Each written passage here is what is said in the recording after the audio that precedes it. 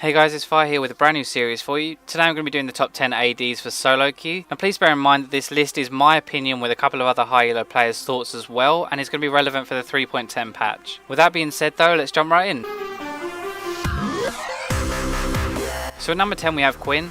Now Quinn is actually really good in lane and she excels at bullying people, but apart from that she's a little bit weak. Her kit is pretty strange because she doesn't actually have a real escape apart from her ultimate, and so in team fights it's very difficult for her to fight with her 525 range. Just to put that in perspective for you, Graves has 525 attack range as well, but his E is pretty much permanently up in team fights, which means he can reposition whenever he likes, and it kind of cancels out his short range. Now as I've said, Quinn's kit excels at bullying people in lane. She can apply her mark and then use her E again to apply a second mark. That's a huge amount of damage, which is a perfect trade for her. Her ultimate means that she's very difficult to gank in lane, and so this is why I think she's still viable in solo queue, because you can create such an advantage that it doesn't matter that you're pretty weak at team fighting.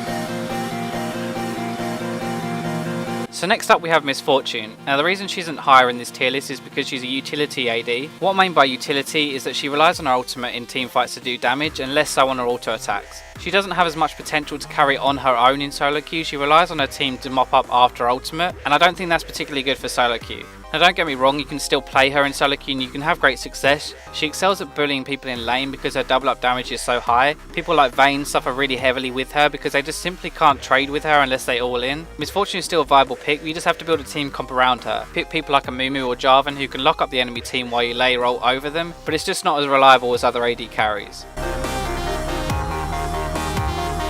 So at number 8 we have Graves. Now Graves is really good in solo queue because he has so much damage output and so much burst. People always underestimate how much damage he can actually output, which makes it extremely easy to pick up kills. Now another reason why he's so good is because a lot of solo queue players don't really know how to play when they're behind. They'll often make a few more mistakes trying to pick up that extra farm because they feel like they have to get back in the game, and Graves is really good at capitalizing on those mistakes. Graves' kit is another reason why he's on this top 10. His smoke screen is a unique mechanic and is really good at trading. You can put it on the enemy AD and they suddenly can't auto attack at all. It gives you that extra couple of seconds which is going to allow you to burst them down.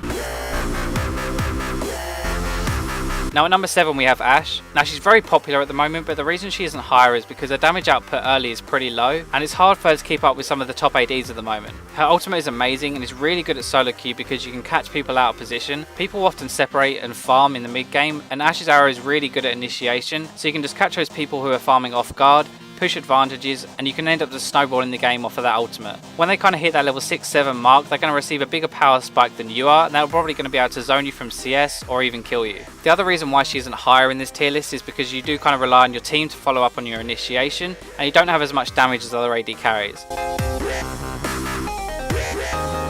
So at number 6 we have Varus. Personally I think Varus is really strong at the moment and he fits the current meta extremely well. The reason he's at number 6 is purely because he doesn't have an escape. He's really easy to gank in lane and he's also really easy to dive on in team fights. If you don't have that protection from your team, you are pretty screwed. If we ignore that he has no escape, then his ultimate is absolutely incredible for wrecking team fights. His Q does a huge amount of damage when fully charged, and a lot of ADs at the moment are just going to stack AD and armor penetration on Varus so that they can poke for huge amounts in the mid game. This is really good when sieging and especially works well with people like Jason Lux, but the percentage damage on his W as well means that he's extremely good at shredding tanks, and so is just as good in an all-in team comp as in a poke comp. At number 5 we have Tristana. Now a lot of you probably be surprised at how low I placed Tristana on this list because she's an extremely strong hyper carry and she's really good for solo queue. Now the reason I placed her up here is because I think that her early game lets her down. She's pretty difficult to lane with because she only really has her E for an offensive ability. You can use your W and you can jump into the enemy team, but the chances are that you won't actually have enough burst to kill them and they'll just turn around and kill you instead. Now if you do survive the lane phase, even if you're a little bit behind, you'll eventually become a beast. This is mainly because of Tristana's range, but she has a jump away, she has an ultimate would push an enemy diver away as well. But unless you're going to get babysit from your jungler, it's not always the best idea in solo queue to let your enemy AD get an advantage over you. So at number 4 we have Ezreal. Now Ezreal has fallen out of favour a little bit because of the nerf to the blue build, but he's still extremely strong and you can still run variations of that blue build even if it's not the core one we used to see. So Ezreal has a really good poke mid game, which means that he can poke down his enemies before the engage actually happens, already giving your team an advantage before the fight even begins. The second thing is that he has his E, which is a relatively low cooldown escape. This means that your team doesn't really need to protect you, and when you get your Iceborne Gauntlet as well, you can just kite enemies forever. You don't have to rely on your teammates to help you, you can just do it yourself. The other thing is that your ultimate when layered across everyone, especially when you have the AP from your Iceborne Gauntlet. It does an absolute ton of damage. I do want to mention the build very quickly. Most players at the moment are going to rush a Manamune. They're then going to go into the Iceborne Gauntlet, Last Whisper, Blade of the Ruined King, and probably finish up with a defensive item. At number 3 we have Twitch. Now Twitch is extremely strong at the moment, and you can probably tell that by the amount of videos I've done on him recently. His ultimate can affect the outcome of an entire team fight because he can layer that ultimate across everyone on their team. If the first hit crits as well, then everyone behind him is going to be crit, and that's a huge amount of damage for anyone to deal with. Now the other thing is that he's really good in lane phase. He can trade really well with his expunge. If you look at the beta notes, you'll notice Twitch is actually going to get a nerf onto his E. Now even with this nerf, I would still place him in the top 3 for solo queue because it's his late game damage that really makes him the carry that he is. He also has a stealth which can be used defensively or offensively, making him really deadly or really hard to gank. He's incredibly good at dueling, and so he's just an all-round top pick at the moment.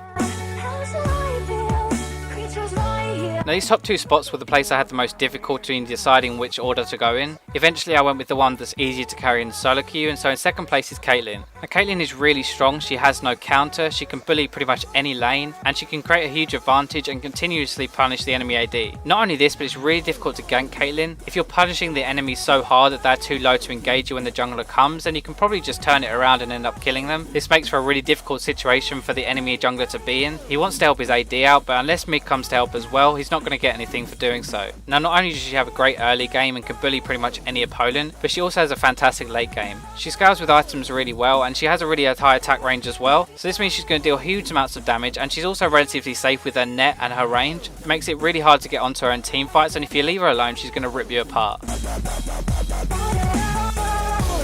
So for number 1, you've obviously guessed it, she's extremely popular at the moment, and it's going to be Vayne. Now the reason I put Vayne at the top is just because she's so easy to carry solo queue with. I say easy because if you get an advantage early and your jungler helps you at all, then you're most likely going to win the game. And the longer the game goes on, the more likely you are to win the game. People in solo queue don't always know how to end the game early, and so you're probably going to get to that late game carry stage no matter how well you do in lane. Now the other reason I put her at the top is because she has a really high skill cap. Even though I've probably played around 400 games as Vayne, I'm still learning new things, I'm still learning new tricks and ways to improve my play with her.